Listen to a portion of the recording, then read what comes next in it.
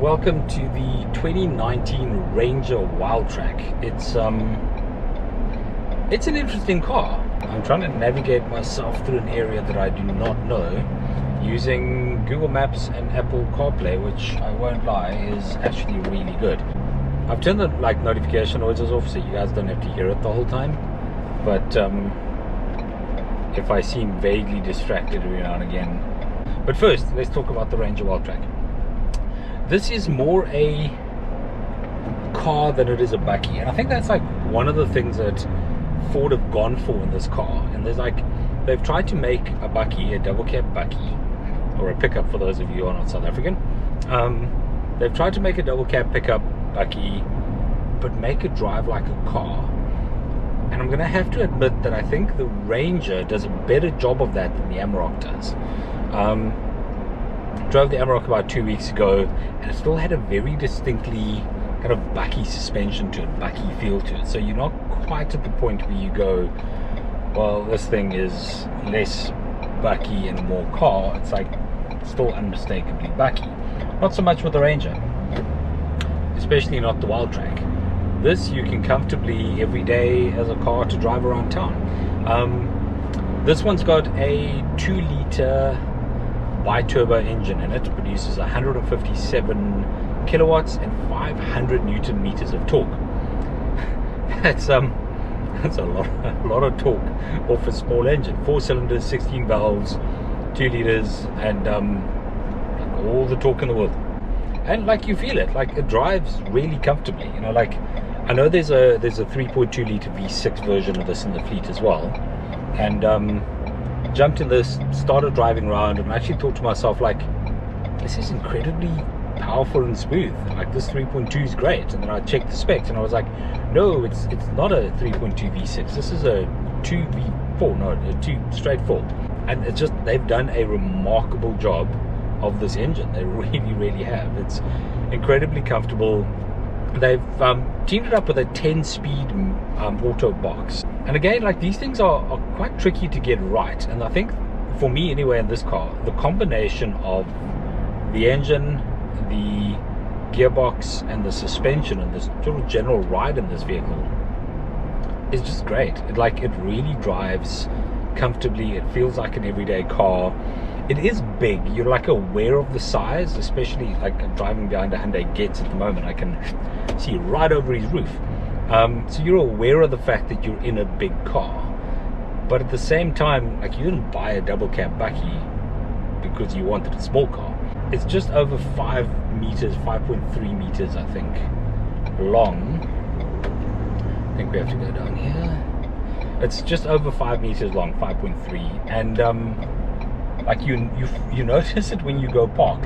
Some parking areas won't have full depth bays. You kind of get there, and the bay there's a wall or something. You pull right up to the wall. It's got park distance control, so you can get right up close to it. And then when you get out the car and you walk around the back, half your car is hanging out of the road, and you kind of go this thing doesn't actually fit in the parking bay. But be that as it may, it's still a really comfortable car. It's incredibly spacious inside. So in all, it's a really cool car. The Wildtrack has a whole bunch of Wildtrack badging. There's some of this orange stitching on the dash. The dash is a really good kind of leather cover. So I suspect there's plastic under there, and they've just wrapped it in leather. The Wildtrack's pretty well equipped as well. So I mentioned the park distance control. It's got a 10-speed auto gearbox. It's got Apple CarPlay in it. It's got dual climate control, although it's completely manual and not electronic, but we'll get to that. It also has a lane assist feature, so you can't take your hands off the wheel for more than about 15 seconds without the car having a hissy fit. But if you kind of drift across a lane, it kind of pushes you back. That's pretty neat, pretty impressive for a bakkie.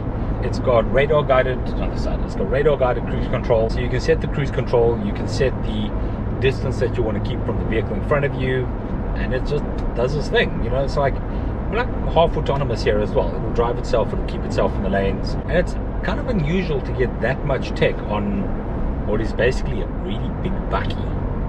But I do have some gripes. Some of them are specific to the Wildtrack, and some of them are more generally to bakkies. Let's start with the Wildtrack. This bit around the screen, it's like real plastic. It's cheap, man. This is a 700,000 rand car, and they've like got the cheapest of cheap plastic in there. The center console with all the knobs is okay. It's got two 12-volt chargers. It's got two USB ports. So you're not lacking for charging stuff in the front here. The only complaint I have is the temperature gauge. When you adjust the temperature, there's no like knob you can just grab and turn. You have to actually press a button, which means for that split second you need to take your eyes off the road and find the button and then press it. And then it doesn't show you anywhere at the bottom here. It shows on the screen that your temperature is adjusting. And that only shows if you're sort of driving. If you in reverse and you have the cameras up, if the camera is showing on the screen, you can't see the temperature gauge. It's like just little mismatches like that you kind of think that could be better, just like a little bit better, like the small LCD here, like every other car in the world that shows you what the temperature is. Like at a glance, I can't see what temperature this car is on. I have to actually go and change the temperature to see. Not a biggie, but like small things like that kind of just go, nobody thought about that.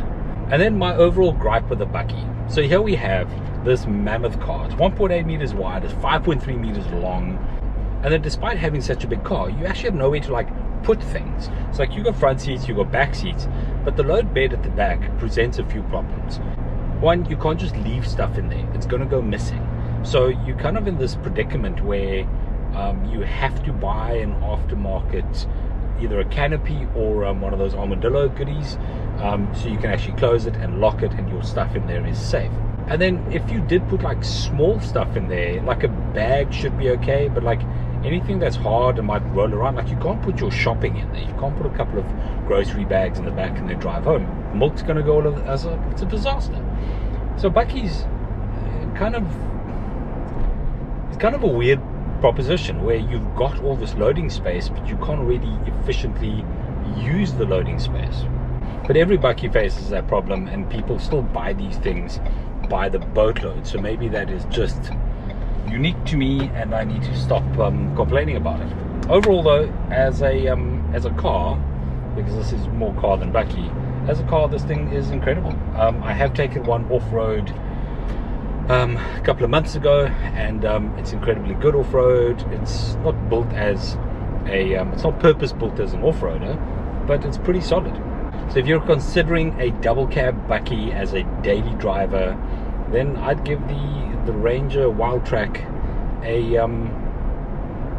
a serious consideration.